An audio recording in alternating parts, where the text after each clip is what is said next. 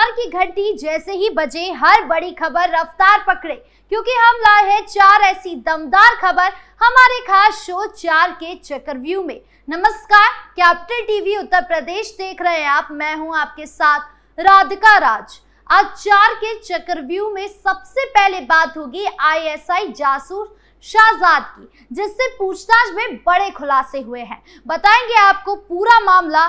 फिर बात होगी करनी सेना के अध्यक्ष की, जिन्होंने यूपी पुलिस को उनकी नौकरी खाने की धमकी दी है। साथ ही बात होगी अखिलेश यादव के चाचा रामगोपाल यादव की, जो विंग कमांडर व्योमिका सिंह पर अभद्र टिप्पणी करके बुरे फंस चुके हैं। और आखिर में बात होगी कोरोना वायरस की, जिसके केस बढ़ने लगे हैं। साथ ही अखिलेश यादव ने वायरस को लेकर टिप्पणी भी की है। बताएंगे आपको पूरी खबर। तो चलिए शुरू करते हैं 4 का चक्रव्यूह।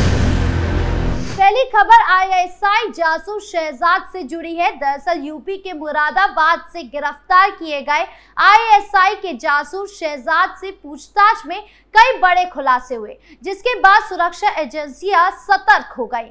यूपी एटीएस की पूछताछ में पता चला है कि आरोपी शहजाद किसी बड़े आतंकी हमले की साजिश में शामिल हो सकता है। इनकी भनक के बाद उनकी निगरानी शुरू हो गई, जिसके बाद उसे गिरफ्तार किया गया। शहजाद ने आईएसआई से अपने संबंधों की बात कबूल कर ली। उसने रामपुर के कई लड़कों को पाकिस्तान का वीजा भी दिलवाने में मदद की।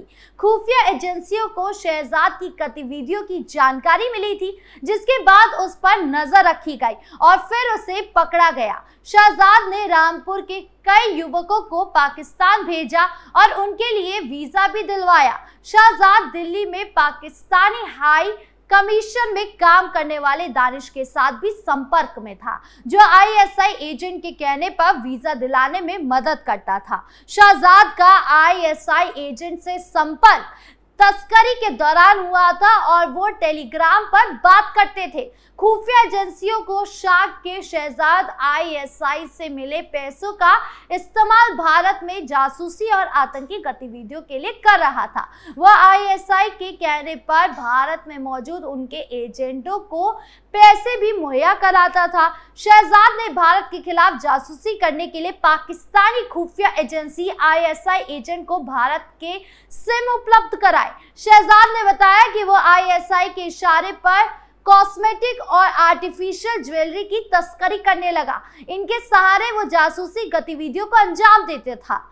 एटीएस की टीम शहजाद को आगे की जांच के लिए जल्दी रिमांड पर लेने की तैयारी कर रही है, जिसके बाद उसे रामपुर और दिल्ली समेत अन्य जिलों में पूछताछ की जाएगी। ये जानने की कोशिश की जा रही है कि क्या शहजाद का यूट्यूबर ज्योति मल्होत्रा से भी संपर्क था या नहीं। दावा यह भी किया जा रहा है कि शहजाद पाकिस्तान दूतावास जुड़े नेटवर्क का हिस्सा था। यूट्यूबर ज्योति मल्होत्रा भी दानिश के साथ संपर्क में थी। अब इस मामले में और क्या बड़े खुलासे होते हैं, ये देखने वाली बात होगी। बढ़ते अगली खबर की ओर, जहां बात करनी सेना के अध्यक्ष की। दरअसल उत्तर प्रदेश पुलिस को लेकर करनी सेना के राष्ट्रीय अध्यक्ष राज शेखावत ने सोशल मीडिया एक्स पर एक वीडियो शेयर किया है। वीडियो में उन्होंने यूपी पुलिस के द्वारा करनी सेना कार्यकर्ताओं पर कार्रवाई को लेकर सवाल उठाते हुए कड़े शब्दों में संदेश दिया है। एक्स पर वीडियो शेयर कर राज शेखावत ने कहा, यूपी पुलिस प्रशासन से मेरा स्पष्ट और कड़े शब्दों में संदेश, आज के बाद अगर किसी भी करनी सेना के कार्यकर्ता पर जो अनुशासन में रहते हुए अपनी बात रखता है, लाठीचार्ज किया गया कि गिरफ्तारी के बाद कस्टडी में 3rd डिग्री टॉर्चर दिया गया, तो सुन लो, मैं मां करनी की कसम खाकर कहता हूं कि तुम्हारी नौकरी खा जाऊंगा। चाहे किसी भी रैंक का कर्मचारी हो, हमारा कुछ नहीं बिगाड़ेगा। आप केस कर देना, जेल में डाल देना, लेकिन तुम्हारी सरकारी नौकरी है ना, उस पर आंच आएगी और जब तक उपयुक्त कार्यवाही नहीं लूंगा, मैं मैदान नहीं छोड़ूंगा। कान खोल कर सुन लो, ये चेतावनी है, निवेदन नहीं। दरअसल पूरा मामला 14 मई का है, जब क्षेत्रीय करनी सेना के राष्ट्रीय अध्यक्ष औकेंद्र राणा आगरा आए थे। 14 मई को महाराणा प्रताप की जयंती के उपलक्ष्य में आगरा में अलग अलग 10 जगहों पर कार्यक्रम थे और केंद्र राणा फतेहाबाद से गांव सिकरार आ रहे थे, लेकिन जब उन्हें पता चला कि पुलिस ने बिना अनुमति के कार्यक्रम रोक दिया है तो वो वहां नहीं गए। इसके बाद वो ताजगंज के गांव नौफरी चले गए। वहां उन्हें लोहे के बोर्ड का अनावरण करना था। उस बोर्ड पर राजपूतों के गढ़ नौफरी में स्वागत लिखा था। साथ ही बीच में महाराणा प्रताप की आकृति बनी हुई थी। इस दौरान पुलिस ने कार्यक्रम रुकवाना चाहा, लेकिन नागेंद्र राणा बोर्ड पर लगा लाल कपड़ा हटाकर कार्यक्रम से चले गए। इसके बाद पुलिस ने करनी सेना के 11 कार्यकर्ताओं को पकड़ा। पुलिस ने सभी कार्यकर्ताओं को शांति भंग मामले में जेल में डाल दिया। ऐसे में पुलिस पर आरोप लगे कि उन्होंने कार्यकर्ताओं के साथ जबरन मारपीट करने के साथ उनके साथ अभद्र व्यवहार किया है। हालांकि अब इस मामले पर जांच जारी है। खबरों में आगे बढ़ते हैं, जहां बात अखिलेश यादव के चाचा रामगोपाल यादव की। दरअसल समाजवादी पार्टी के राष्ट्रीय महासचिव रामगोपाल यादव ने विंग कमांडर व्योमिका सिंह को लेकर जो जातीय टिप्पणी की, उसे लेकर उनकी मुश्किलें बढ़ती जा रही है। ये मामला अब SC/ST आयोग तक पहुंच गया है। सोमवार को भारत रत्न बाबा साहेब भीमराव अंबेडकर महासभा की महिला प्रकोष्ठ ने यूपी SC/ST आयोग में मामला दर्ज कराया था। उन्होंने आरोप लगाया कि रामगोपाल यादव की विंग कमांडर को लेकर की गई जाति सूचक टिप्पणी से पूरे समाज का अपमान हुआ है। महिला प्रकोष्ठ की अध्यक्ष रचना चंद्र की ओर से SC/ST आयोग ने भी की गई शिकायत पर कहा कि सपा नेता रामगोपाल यादव ने 15 मई को मुरादाबाद के बिलारी में आयोजित कार्यक्रम में विंग कमांडर व्योमिका सिंह पर जाति सूचक टिप्पणी की थी, जिससे देश की बेटी के साथ पूरे समाज में अपमान हुआ। अगर वो चाहते तो उन्हें अनुसूचित जाति से बता सकते थे, लेकिन उन्होंने जानबूझकर उनकी उपजाति का नाम लिया। शिकायतकर्ता ने कहा कि ये उन्होंने उनका अपमान करने के उद्देश्य से किया है, जो अनुसूचित जाति अत्याचार निवारण अधिनियम का खुला उल्लंघन है। आयोग ने भी इस मामले की गंभीरता को देखते हुए मामले को पूर्णकालिक पीठ को सौंप दिया। राज्य SC/ST आयोग के अध्यक्ष बैजनाथ रावत ने इस मामले को गंभीर बताया। उन्होंने कहा कि सपा नेता ने व्योमिका सिंह के खिलाफ जाति सूचक शब्दों का इस्तेमाल करके उन्हें अपमानित किया है।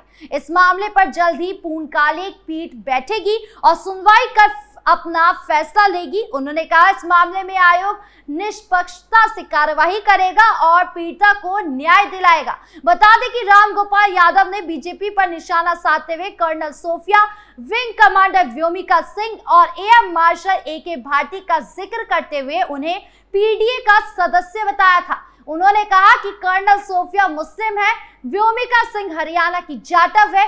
इसके साथ ही उन्होंने उनकी उपजाति का भी जिक्र किया था। हालांकि अब उन पर बड़ा एक्शन लिया जा रहा है।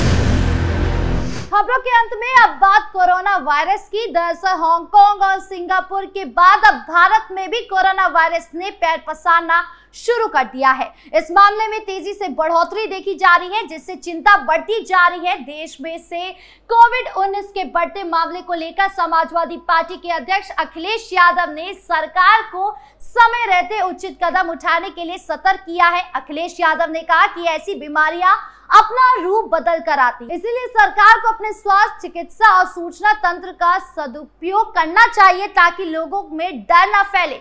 सपा अध्यक्ष ने सोशल मीडिया प्लेटफॉर्म X पर पोस्ट कर सरकार को कोविड-19 के खतरे से आगाह किया है। उन्होंने लिखा, खतरे की घंटी बजने से पहले कोरोना के नियंत्रण और रोकथाम के लिए सरकार को समय रहते चेतना होगा। पिछली बार की तरह की लापरवाही और बंद इंतजामी की चूक फिर से ना दोहराई जाए। बीजेपी की चूक हमेशा लोगों के लिए जानलेवा साबित होती है।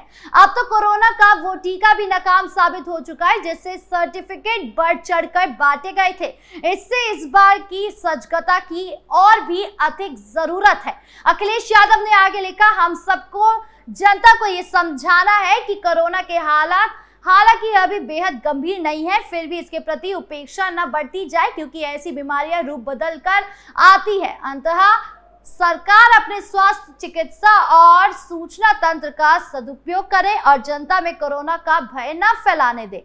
बता दें कि कोरोना ने भारत में भी दस्तक दे दी है। हालांकि भारत में अपनी इनकी संख्या कम है, लेकिन अगर इंटरनेशनल ट्रेड को देखा जाए तो इसमें तेजी आ सकती है। 19 मई तक के आंकड़ों के मुताबिक देश में अभी 257 कोविड के सक्रिय मामले हैं। इनमें से ज्यादातर को अस्पताल में भर्ती होने की जरूरत नहीं है, लेकिन जानकारों की माने तो अगर अभी से कदम नहीं उठाए गए तो देश एक बार फिर से कोरोना की चपेट में आ सकता है। इसीलिए सरकार और लोगों को और भी ज्यादा सतर्क रहने की जरूरत है। आपकी इस पूरे मामले को लेकर क्या राय है, कमेंट बॉक्स में जरूर बताएं। 4 के चक्रव्यूह में आज खबरों का सिलसिला यहीं खत्म करते हैं। कल फिर मिलेंगे आपसे नई खबरों के साथ। वीडियो अच्छी लगी हो तो लाइक शेयर करें, चैनल को सब्सक्राइब करना ना भूलें और देश की तमाम बड़ी खबरों से जुड़े रहने के लिए देखिए कैपिटल टीवी उत्तर प्रदेश। नमस्कार।